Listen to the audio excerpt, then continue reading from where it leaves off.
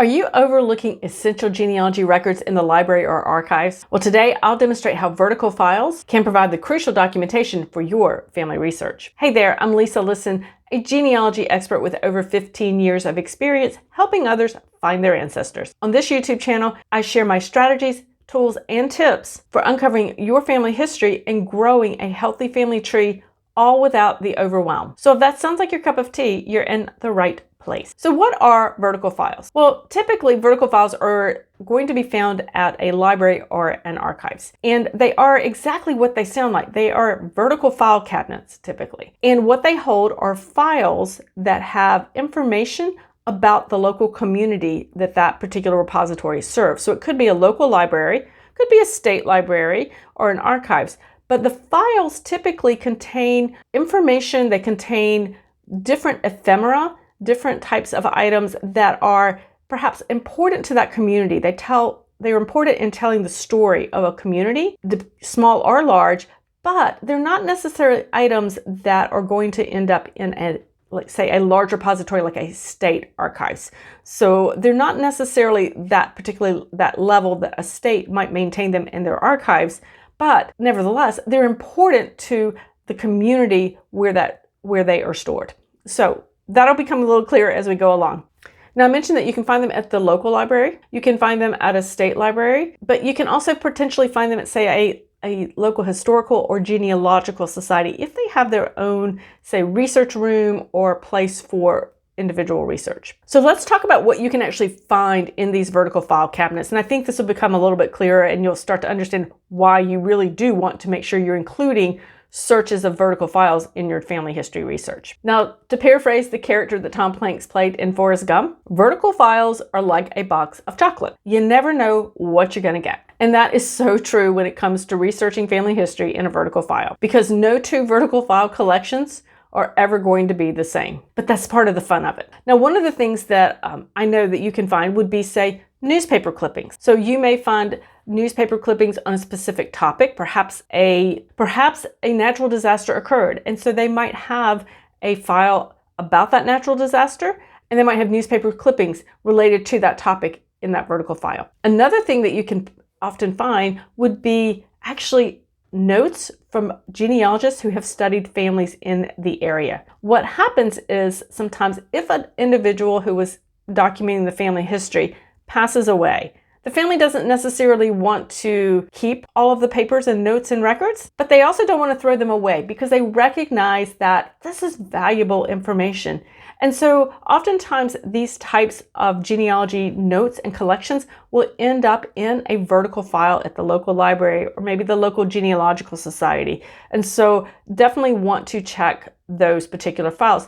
Now, one of the really great things that I love about always checking those vertical files for those previous genealogist research is because they write notes on them. They write notes in the margins. So it's all of their thoughts and you can look at their thought processes. Sometimes just you can pick up a clue here and there that you would never know to even look at, except that it had been written on the margin of a note in a vertical file somewhere. So absolutely, we want to make sure that we are reviewing, say, a previous genealogist research as well. Now remember, just like you're reviewing an online family tree, there can be mistakes in those notes. So you don't want to take everything at face value, but you do want to analyze those files to see perhaps what is appropriate for you to follow up on. Now, another thing that I commonly find in a vertical file cabinet are church histories. Religion and faith played a large part in many of our ancestors' lives. And because of that, we as researchers need to understand not only our ancestors' faith, but their church and religious community. Church histories and directories can give you insight into that community. You can find mentions of early church members, current church members, and even photographs. I was surprised the last time that I went through the vertical file cabinet at a local library at the sheer number of these little church directories that I found. And many of them were small and rural churches that no longer exist. And this would be the only place that I could actually find those written church histories about the church itself as well as the church members. Another type of information that you can find in a vertical file would be school information or school memorabilia, school write-ups. Some of the things that I have found with these would be some of these smaller schools, some of the local county schools might be things such as write-ups on school performances that the students have done. I might find write-ups and articles about what the PTA has done, what fundraiser the PTA might be doing. These are really great places to perhaps find mentions of your female ancestors and be able to put them in a time and place. This is very helpful. I have even found school newspapers. Again, all of these write-ups, these programs potentially also have an ability to perhaps find images of your ancestor. So you don't want to overlook the files that might have some school information for you as well. Now, I'm curious, have you used vertical files in your genealogy research so far? If so, hit that like button. Or if you're getting inspired to actually use vertical files the next time you're at the local library, go ahead and hit that like button and let me know. Another thing that you could potentially find would be information on local businesses. Now, these are interesting because you have potential to find write-ups about the local business. You have potential to find perhaps a business directory that lists out that business. You have potential to find newsletters and company history. So just like a church history might have been written for a local church, you might find a history that has been written up about a particular business or industry, particularly if they are hitting a significant milestone in their years of service. So be sure and check that out in the vertical files as well. I have also found information on local cemeteries, typically smaller, maybe more family type of cemeteries that I'm looking for. But what I'm finding might be things such as I've seen a plot map. I've seen written descriptions about a cemetery. I've seen copies of cemetery surveys that have been dropped into those files as well. So definitely want to check and see if there's any information about a local family cemetery or perhaps a church cemetery that your ancestor might have been buried in. Another thing you can potentially find would be community organization type of information. Think about civic clubs in the local community. You may find write-ups about their service projects that they've done. You may find perhaps a written history of that particular organization. You could potentially find past membership rolls of those organizations. So these are the types of information that would perhaps put your ancestor in time and place, and also potentially give you an idea of what causes were important to your ancestor and add a little depth to their story as well. One of my favorite finds when it comes to these vertical files is actually map. Now, these are not typically original maps. They're usually copies of things that people have used or things that the town has had that end up in these vertical files, but things such as copies of the old township, the original county plat maps. You might find copies of things such as the historic district layout. I have found postal routes that have been laid out that even had names on them as well. And of course, there's always interesting things when they have road development type maps that you can find in there. So again, these are not original records, but they are copies oftentimes that have been landed here as well. You just never quite know what you're going to find there. You also want to make sure when you're in those vertical files, check to see if there's any information on family associations. Now, there have obviously been a lot of genealogists and family historians before us, and some of them have actually created their own family associations, and they write newsletters, whether monthly or quarterly, or even if it's just yearly.